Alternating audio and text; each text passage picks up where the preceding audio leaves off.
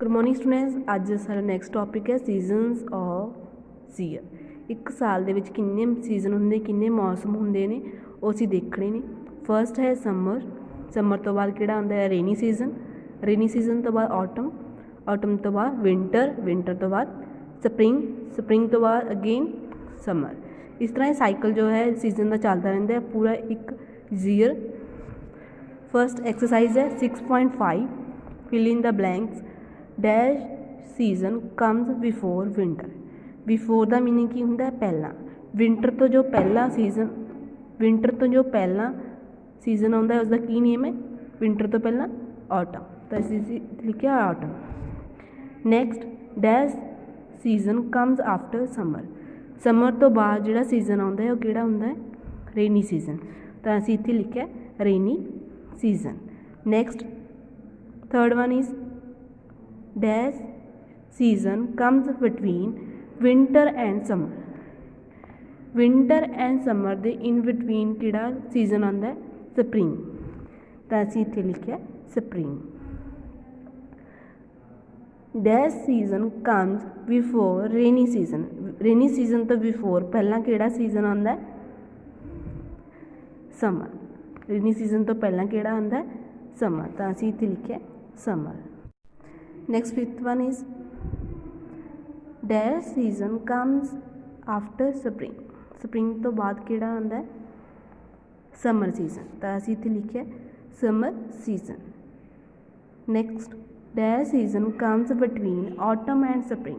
Autumn and spring दे between किहड़ा आंदा है ऑटम एंड स्प्रिंग दे बिटवीन किहड़ा आएगा विंटर। तो असीं इत्थे विंटर लिखिया। नैक्सट टॉपिक है units of measuring time. Time नूं मैजर करने के लिए किहड़ी यूनिट होंदियां ने वो देखदे हां। सब तो पहलां तुहानूं इंस्ट्रूमेंट दिते हुए ने कि पुराने समयां दे विच किहड़े इंस्ट्रूमेंट यूज़ हुंदे सी टाइम नूं मैजर करने के लिए। फस्ट है burning candle, sand clock, water clock, shadow on sunlight. ये 4 इंस्ट्रूमेंट सी जो पुराने समयां दे विच टाइम नूं मैजर करने लई यूज़ कीते जांदे सी। तो हाँ ये जो इंस्ट्रूमेंट सी कि ये सानू एक्यूरेट टाइम सही टाइम जिहड़ा वो नहीं दसदे सी। नैक्सट है standard unit of time is second. Time की जो स्टैंडर्ड यूनिट किहड़ी है सैकेंड। इन्हूं शॉर्ट फॉर्म दे विच इस तरह लिखते हैं। फस्ट जो पॉइंट्स ने तुसीं लर्न करने ने 60 सैकेंड मेक अ मिनट। एक मिनट दे विच कितने सैकेंड्स हुंदे ने 60 seconds. Second one is 60 minutes make a hour. एक हॉर्स एक घंटे दे विच कितने मिनट्स हुंदे ने 60 minutes. Third one is 24 hours make a day. एक दिन दे विच कितने घंटे हुंदे ने 24 hours. 7 days make a week. एक वीक दे विच 1 वीक दे विच कितने डेज हुंदे ने 7 डेज। ये तुसीं 4 पॉइंट्स ने तुसीं ये लर्न करने ने। Next instrument use to measure time. Time नूं मैजर करने लिए किहड़े इंस्ट्रूमेंट ने। फस्ट है वॉल क्लॉक जो साडी कंध दे उपर जो वॉल दे उपर क्लॉक लगी हुंदी है। अलार्म क्लॉक जिसनूं असीं अलार्म सैट करने लिए यूज़ करते हैं जदों असीं अलार्म लगाउणा हुंदा है। टावर क्लॉक ये आम तौर ते बिग सिटीज़ दे विच लग्गिआ हुंदा है टावर क्लॉक। रिस्ट वॉच जो साडी गुੱਟ दे ते जां रिस्ट दे उत्ते जो घड़ी बन्नी हुंदी है वॉच हुंदी है उसनूं असीं रिस्ट वॉच कहने हैं। And last one is pocket watch. इसनूं असीं पॉकेट दे विच मेनली रखते हैं, इसनूं असीं पॉकेट वॉच कहने हैं। ये 4 जो वॉचेस ने जां इंस्ट्रूमेंट ने टाइम नूं मैजर करने के लिए ये हैं। ये क्लॉक ने एंड ये वॉचेस ने। नैक्सट एक्सरसाइज स्टार्ट होंदी है 6.6। Read the clock and write the time correctly in 2 ways in the space provided. इत्थे तुहानूं स्पेस दित्ती हुई है तो तुसीं इस दे विच टाइम लिखना है। सब तो पहला एक क्लॉक दे विच 2 हैंड्स हुंदियां ने। जो छोटी वाली हैंड हुंदी है उसनूं असीं हॉर हैंड्स कहने हैं। जो वड्डी वाली हुंदी है जो बिग हुंदी है उसनूं असीं मिनट हैंड कहने हैं। इस दे विच हुण असीं टाइम किवें मैजर करना है, किवें देखना है कि किन्ने वजे होए ने। सब तो पहलां असीं स्मॉल जो हैंड है जिसनूं असीं हॉर हैंड्स कहने आ, वो किस नंबर के उत्ते है, 4 के उत्ते है। एंड जो बिग हैंड है जिसनूं असीं मिनट हैंड कहने आ, वो किहड़े नंबर के उत्ते है, 12 ते। जदों भी जो बिग हैंड है, जो मिनट हैंड है, वो जो 12 ते होएगा तो तुसीं देखना है कि स्मॉल जो है मिनट जो हॉर हैंड है वो किहड़े नंबर ते है, 4 ते है। तो इस दे विच किन्ने वजे होए ने, 4 o'clock। 4 o'clock किन्ने वजणगे, 4 कदों वजणगे, जदों जो है मिनट हैंड 12 ते होएगा एंड जो हॉर हैंड है वो 4 ते होएगा। दैन इसनूं किस तरह लिखते हैं, 4:0 एंड 0। जो अगे वाला हुंदा है ये सानू हॉर्स बारे दसदा है, जो कॉलन तो बाद लिखिया हुंदा है वो सानू मिनट के बारे में दसदा है। नैक्सट इस दे विच जो मिनट हैंड है वो 12 ते है एंड 2 दे उत्ते किहड़ी है, हॉर हैंड है। तो इस दे विच 2 वजे होए ने। 2 कदों वजणगे, जदों तुहाडी मिनट हैंड है वो 12 ते होएगी एंड जो स्मॉल वाली है जो हॉर हैंड है वो 2 ते होएगी। तो इसनूं असीं 2 o'clock लिखांगे एंड 2 o'clock नूं दूसरी फॉर्म दे विच किस तरह लिखते हैं, 2:0 नैक्सट इस दे विच किन्ने वजे होए ने, जो मिनट हैंड है वो तुहाडी 12 ते है, जो हॉर हैंड है वो है 10 ते। तो इस दे विच 10 वजे होए ने, तो 10 o'clock लिखांगे क्योंकि इस दे विच जो मिनट हैंड है 12 ते है। तो इसनूं किस तरह लिखेंगे, 10:0 नैक्सट जो हॉर हैंड है छोटी वाली है वो 3 ते है एंड जो वड्डी वाली है मिनट हैंड वो 12 ते है। जो 10 इस दे विच की है, इस दे विच की है 3 वजे हुए ने क्योंकि जो मिनट हैंड है वो 12 के उत्ते है एंड जो स्मॉल है जो हॉर हैंड है वो 3 के उत्ते है। इस दे विच 3 वजे हुए ने। 3 पूरे कदों वजदे हैं, जदों जो मिनट हैंड है वो हमेशा 12 ते होंदी है। नैक्सट 5 इस दे विच 5 o'clock होए हुए ने क्योंकि जो है बिग हैंड है वो हमेशा 12 ते है। तुसीं स्मॉल वाली नूं देखना है कि स्मॉल किहड़े नंबर के उत्ते है, 5 के उत्ते। तो इस दे विच किन्ने वजे हुए ने, 5। इस दे विच 9 o'clock ने क्योंकि जो मिनट हैंड है वो 12 के उत्ते है एंड जो स्मॉल है वो 9 के उत्ते है। जदों भी जो मिनट हैंड है वो 12 ते हुंदी है तो उस दे विच पूरे 9 वजदे ने। जो स्मॉल जो तुसीं देखोगे 9 ते है तो पूरे 9 वजने होंगे। अगर स्मॉल जो हैंड है वो 7 ते है तो जो वड्डी है वो 12 ते है तो इस दे विच 7 वजे होणगे। इसी तरह सेम सारे दे विच इस तरह ही है। नैक्सट देखो, draw the hands on the clock to show the correct time. Correct time show करन दे लई तुसीं इत्थे मिनट हैंड हॉर हैंड्स तुसीं बनाउणे ने। फर्स्ट लिखिया होया 1 o'clock। 1 o'clock कदों हुंदा है, जदों जो मिनट हैंड है वो 12 ते हुंदा है एंड जो स्मॉल वाली जो हॉर हैंड है वो 1 ते हुंदी है। Next 6 o'clock। 6 o'clock पूरा कदों हुंदा है, जदों जो मिनट हैंड है वो 12 ते हुंदा है एंड जो हॉर हैंड है वो 6 ते होएगा। Next 7 o'clock। 7 o'clock पूरा कदों हुंदा है, जो मिनट हैंड 12 ते होएगा एंड जो हॉर हैंड है वो 7 ते होएगा। इसी तरह ये सारे क्लॉक्स दे तुसीं minute hand and hour hands जो ड्रा करने ने। नैक्सट फन जोन है, ये तुहानूं अक्तूबर मंथ का कैलेंडर दिता होया है। इस दे विच सोनम ने की काम करने की वर्क करना है वो सारा लिखिया होया है। तो इस कैलेंडर नूं देख के ही तुसीं नीचे जो क्वेश्चन लिखे ने उसके तुसीं आंसर देने ने। फर्स्ट क्वेश्चन है, which day of week did Sonal have movie night. Movie night किहड़े दिन है, देखो इस दे विच मूवी नाइट कदों कित्थे लिखिया होया, इत्थे। ਕਿਹੜਾ ਡੇ ਹੈ, M ਫॉर ਕੀ ਹੁੰਦਾ, ਮੰਡੇ। ਤਾਂ ਕਿਹੜੇ ਡੇ ਮੂਵੀ ਦੇਖਣ ਜਾਏਗੀ 9 ਨੂੰ, Monday. Next second, write the day and date on ਵਿਚ Sonal celebrated her birthday this year. इस ईयर सोनल है जो अपना बर्थडे सैलीब्रेट करेगी किहड़े दिन, किहड़े डे है और किहड़ा डेट है, तुसीं इत्थे लिखना है। तो बर्थडे कित्थे लिखिया होया इस दे विच, कैलेंडर दे विच फाइंड करो सोनल्स बर्थडे, इत्थे लिखिया होया। तो किहड़ी डेट है, 26। तो मंथ किहड़ा है, अक्तूबर का। तो 26 अक्तूबर इसकी डेट है। तो इसका जो डे है किहड़ा है, उपर देखना है इसके W। तो W फॉर की हुंदा है, वैडनसडे। तो डे किहड़ा है, वैडनसडे। Next third question, for how many days did Sonal go on her camping trip.